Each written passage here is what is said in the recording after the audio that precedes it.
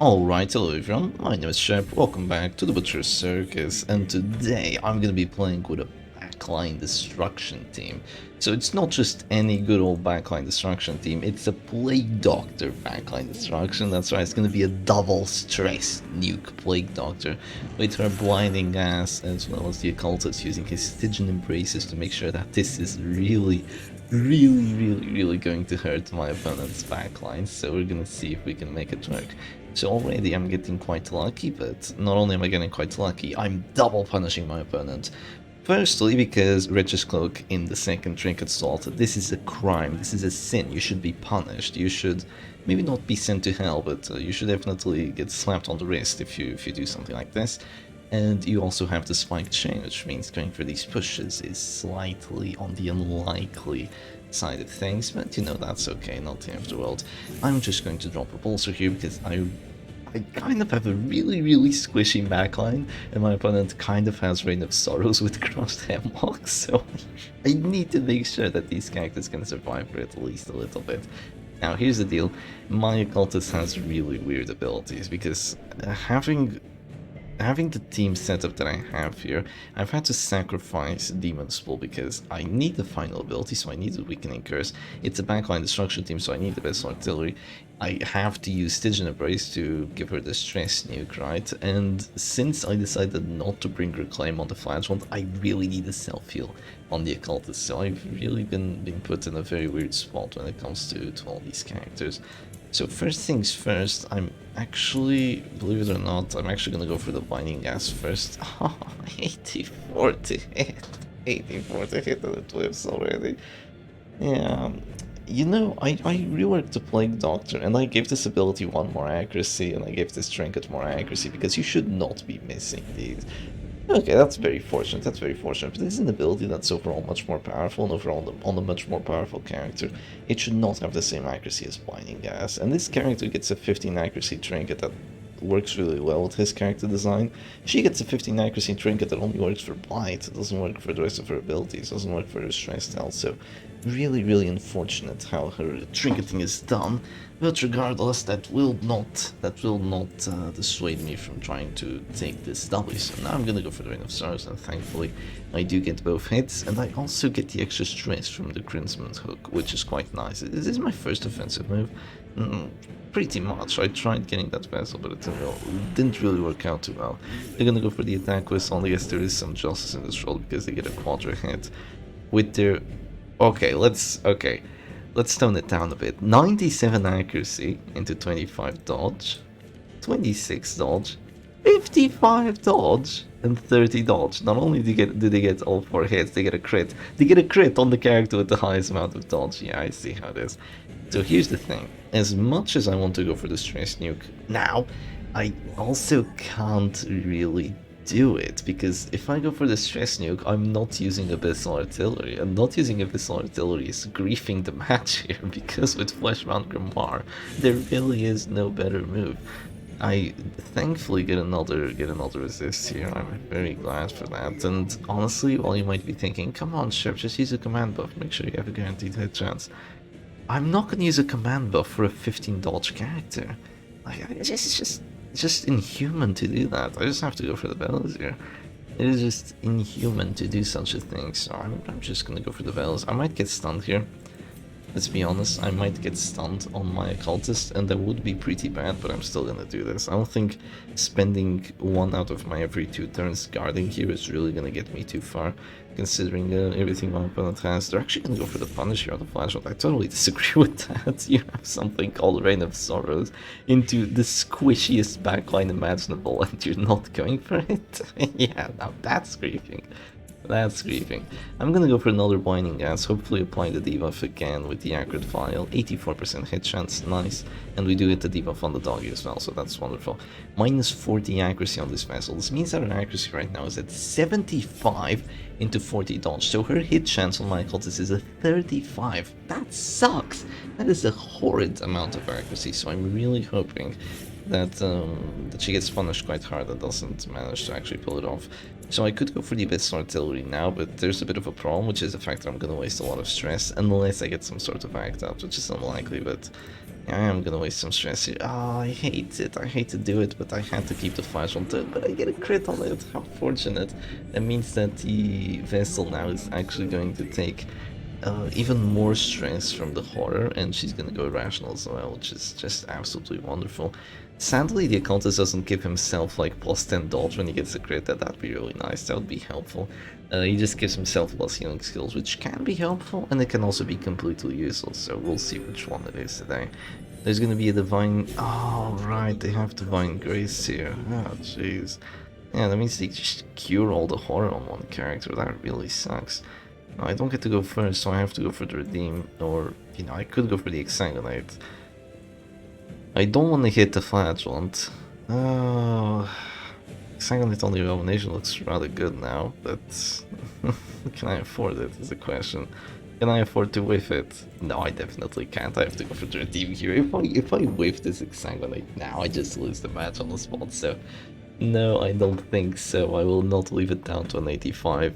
I know that I've missed exsanguinates that were 93% hit chances, and yeah, there's really no need to take a risk like that at this point. Really no need to do that. So they're gonna go for that move, and it definitely hurts. I could go for an Abyssal Artillery, I could go for a Bella first. Both of them make sense. But now the reason I'm gonna go for the Abyssal Artillery here is because they can stun me at any point they want, and I'd rather use my ability before they stun me, so let's do that. You know, if I get stunned after, so be it, but I want to use my ability rather than getting stunned here, so I'm gonna do this. She's taking a lot of horror. She's gonna go for the self-heal, but oh, they get fearful. Ah, I'm gonna miss I'm gonna miss them. Well, what is this ability even called? The blinding gas. Now, I always forget the name of this. I don't even know its face game name. Is it paralyzing gas? Stunning gas? I mean, it's a stun in the base game. Can you imagine if it were still stun? Yeah, that'd be insane.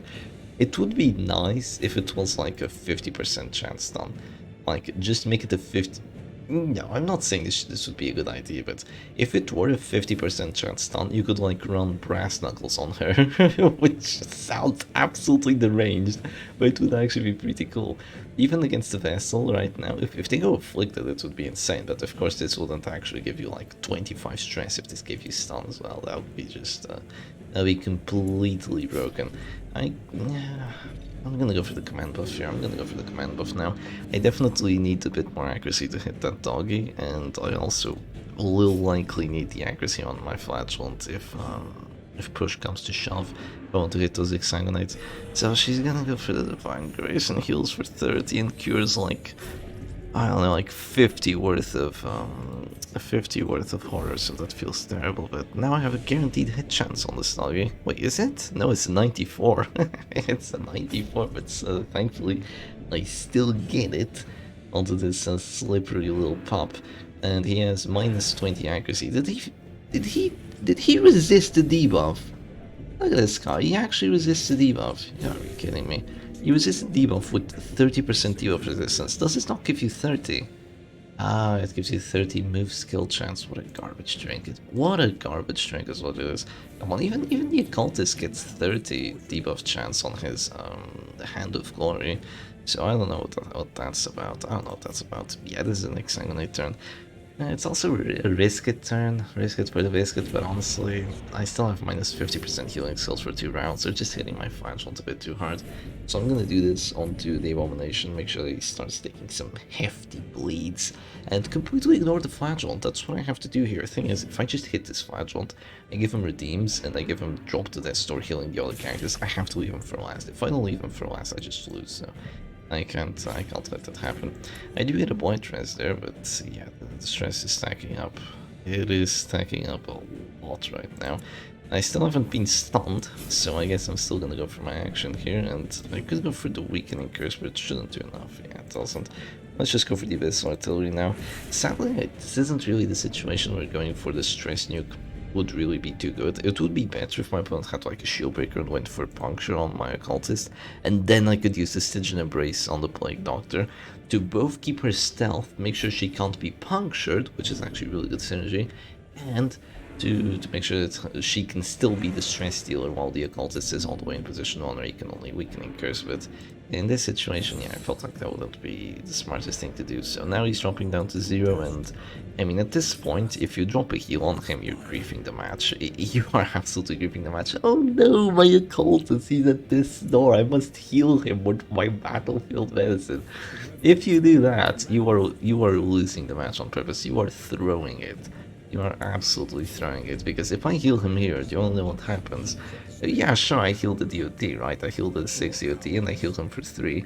The doggy goes Houndsary, he's back at the store now, he's afflicted, and I've lost my turn. It's just terrible. Don't go for heals there. I see too many people do it. Don't do it. Do not do that. Now, I am hoping that this Irrational somewhat saves me here. There's a chance that it saves me. Irrational can go for a pass, Irrational can go for any move, and it is a pass. That pass is absolutely huge, because this pass might actually let me kill both my opponent's backliners, because oh, it doesn't do enough stress. But the act out is actually enough. The act out from the doggy onto the Vestal. Extra stress, and yeah, no, they're both dead. They're gone, so it's over for this backline. The backline destruction team completely demolishes both characters in just under 4 turns. That is awesome. And now I can even drop a punish onto the Abomination here. But Shep, he's dropping to 0 HP in 2 rounds. Please heal your occultist. Please don't heal your occultist. Don't do it, man. Why would you heal the occultist here? You're gonna waste your valuable redeems while you're not even at this store for a character that's just going to drop to this store anyway? No! Let him die! He's stunned! No one cares about the occultist. I mean, he's a nice chap, but at this point, it is not the move to go for such a thing.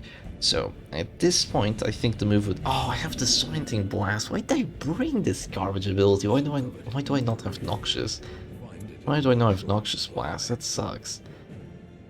She went Masochistic so she can self-oof. That would be absolutely atrocious if that happened, but...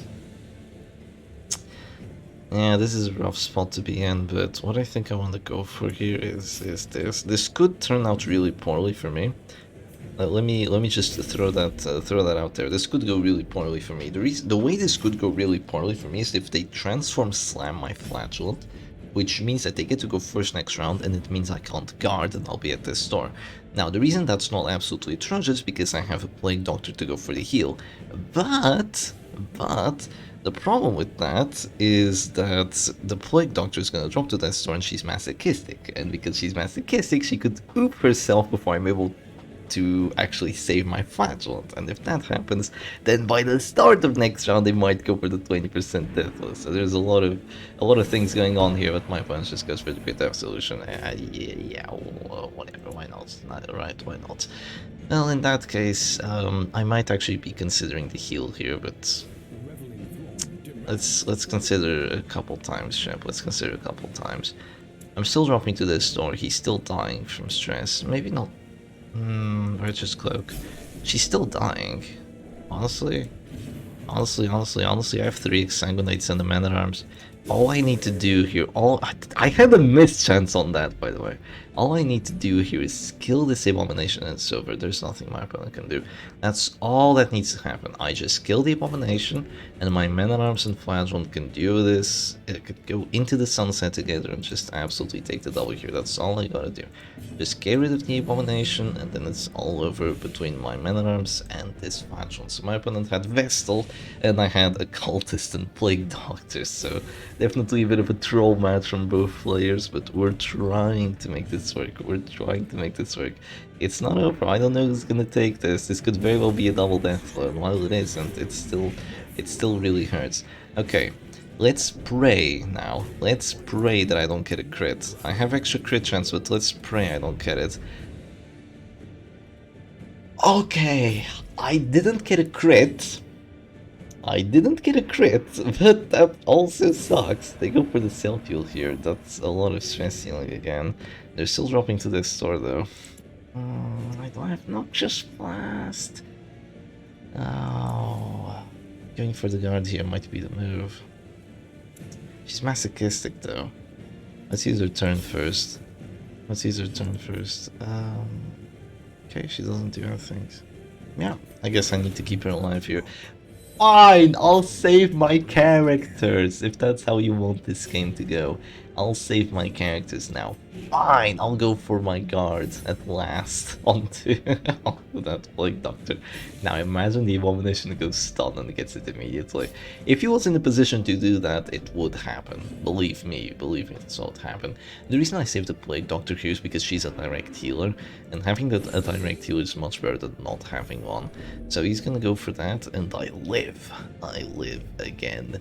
So that is very good for my Flagellant here, and I can just go for a heal with my Plague Doctor. Even though she's masochistic, masochistic is one of the best afflictions you can possibly get, meaning that she's not gonna do any stupid moves, she's not gonna hit any characters, she's not gonna pass her turn, she's overall just masochistic is honestly just fine, and that's what we have here, just a character being completely fine. So here's the thing, right? I need to kill this Abomination. He has a transform, so I could command buff and exsanguinate, but I only have... Oh crap, that's not good. Oh, that's not good. That is not good. Yeah, because if I exsanguinate here, I'm down to 1, and 1 exsanguinate into this is not very good, but I think I still take it. So I'm gonna go for command buff into exsanguinate. I still think this is winning for me. It's what I have to do. I cannot afford to, you know, risk a death blow here. That's not gonna happen. So I'm just gonna go for the exsanguinate now and still not kill him. 25 and a 40, a bit unfortunate. And a bit unfortunate, really unfortunate actually, that I missed that 85% hit chance earlier. The reason I had to get that and not a crit is because if I had gotten a crit, he would have taken too much stress, he would have had a heart attack, and then I would go back to 0. I would actually be worse than I am now, because the self-heal would have come with heart attack recovery, and he would be at even lower amounts of stress. But because I got a miss, I didn't even do enough stress to...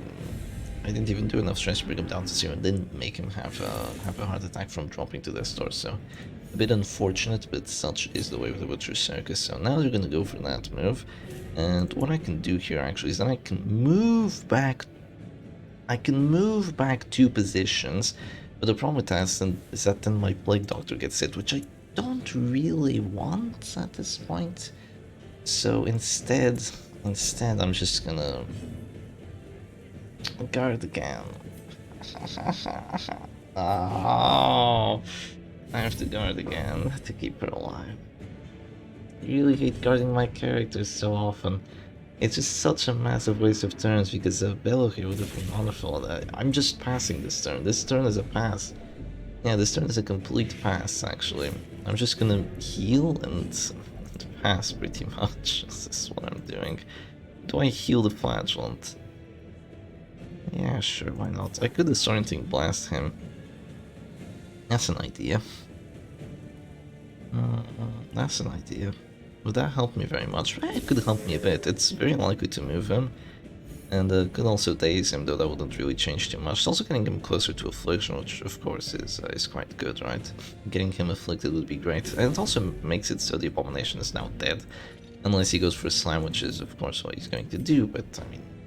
Just can't do too much about it. He's just gonna go for the 60, and he did fail like 2 60s earlier on, so it makes sense if he gets this one as well.